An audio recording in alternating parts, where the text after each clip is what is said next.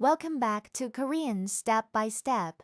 In this lesson, we'll cover proverbs and idioms. Proverbs capture wisdom in short sayings.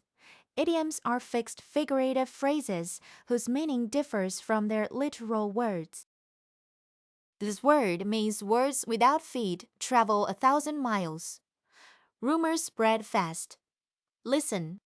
발 없는 말이 천 리 간다. This word means if the words you send are kind, the words you get back are kind too. Listen. 가는 말이 고와야 오는 말이 곱다. This word means gathers bags of dust and you get a great mountain. Little by little adds up. Listen. 티끌 모아 태산. This word means even a sheet of paper is lighter lifted together. Many hands make light work. Listen. 백지장도 맞들면 낫다. This word means even a tiger comes when you speak of it. Speak of the devil. Listen. 호랑이도 제 말하면 온다. Many idioms are built from body part words. This word means that person has wide feet. They know a lot of people. Listen. 그 사람은 발이 넓어요. This word means I ate seaweed soup because I failed the exam. To fail, flunk. Listen. 시험에 떨어져서 미역국을 먹었어요. This word means I decided to wash my hands of that matter. To stop involvement. Listen. 그 일에는 손을 떼기로 했어요.